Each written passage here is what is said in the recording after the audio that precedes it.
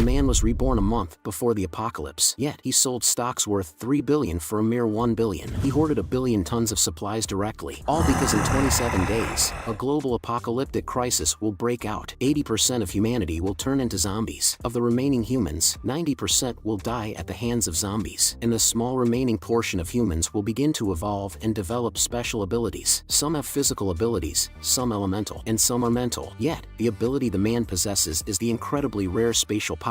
In his past life, he was known as the Void King. Ever since he mastered the Void Walk, an ability that was top tier for both combat and survival, he thrived in the apocalypse like a fish in water. Regrettably, as he continued to survive, all other survivors died out. The world was left with nothing but increasingly bizarre monsters. He couldn't find another human anywhere. Unable to bear the loneliness, he dug a hole and buried himself alive. But when he woke up, Qianluo was reborn 27 days before the apocalypse. Moreover, the special space he had opened in his previous life still existed, and now his special space has the ability to stop time and preserve food. As for other missing powers, Qianluo didn't care at all. For him now, only good food in this world was invaluable. He needs to hoard quickly. First, he hoarded a ton of pork, 100 buckets of fried chicken, and 100 servings of roasted duck, along with other various supplies. After storing all the supplies in his space, Qianluo received a call from his uncle, asking him to come to the corporation as there was something to discuss. When he arrived at the company and faced his uncle's reprimand, Qianluo showed respect to his elder on the surface. Deep inside, a huge murderous intent was rising, if it weren't for the fact that in his previous life, after the apocalypse began, he heard from his uncle's son, Qin Fei, that 6 years ago, it was his uncle who had plotted the car accident that killed his parents, and then gradually took over the shares of the corporation his parents left for him. I have a premonition that pork prices will surge again. The pork I hoarded for 1 billion could rise to 5 billion. Upon hearing Qianluo's words, Qin Jianan's mouth dropped in shock. Isn't this purely nonsense? How can he even dream of such things? After his shock, Qin Jianan laughed. Little Luo, what about selling it to me for 1.5 billion? Qianluo scratched his head, showing embarrassment. I've already sold the shares, and the contract has been signed. It's impossible to buy them back from that young master now. As he finished speaking, Qianluo's phone rang. He turned to Qin Jianan with an apologetic look and walked outside. Watching Qianluo's retreating figure, Qin Jianan's face darkened. This little punk dares to pull such a stunt without telling me. He needs to be taught a lesson. Outside, as Qianluo answered the phone, a woman's voice came through. Mr. Chen, the dog you asked us to find, the one with black fur and missing an ear, we've got a lead on it. I've sent you a picture. Please confirm if it's the one you lost. Upon hearing this, Qianluo's breathing became hurried. In the last life's apocalypse, a ranking was made for those with different abilities. Qianluo was naturally ranked first for spatial powers. The top in fire abilities was called the Spirit Flame Princess, also known as the Blood Rose. The top in lightning abilities was a dog named Thunder King. While some humans turned into zombies, others evolved and gained special abilities. The same happened to animals and plants. If they didn't turn into zombies, they had a chance to gain abilities. Despite being just a dog, in an apocalypse with no food, many saw him as a source of fresh meat. However, all who tried were defeated without exception. Only Qianluo, with his spatial powers, managed to ambush this dog. The black dog in the picture was unmistakably Thunder King. The missing left ear was undeniable proof. Qianluo couldn't help but laugh. Thunder King, in this life, we won't be short of food. How about we team up? I promise to treat you well, ensuring you always have the best to eat and drink. Wait for me, I'll rescue you. I hope you'll recognize me as your master. After putting away his phone, Qianluo couldn't wait to go and rescue Thunder King. Uncle, I'm leaving now. Qin Jianan didn't stop him. Squinting his eyes, he watched Qianluo hurriedly leave. The Chen Corporation no longer had anything to do with Qianluo. After leaving Qin Jianan's office, Qianluo threw a glance back at him. Even though in my last life, Qin Jianan and his son were lucky enough to survive after the apocalypse, they won't have that chance this time. They'll die on the day of the apocalypse. Mark my words. Upon leaving the office, Qianluo followed the information provided by the private detective and arrived at a dog shop. At the entrance, a large iron cage housed 3 dogs, one of which was Thunder King. Qianluo looked at Thunder King's current pitiful state, which bore no resemblance to the dominating figure he was after the apocalypse. Thunder King, feeling Qianluo's gaze, lifted its head and shuddered, cowering further inside the cage. With a degree of intelligence,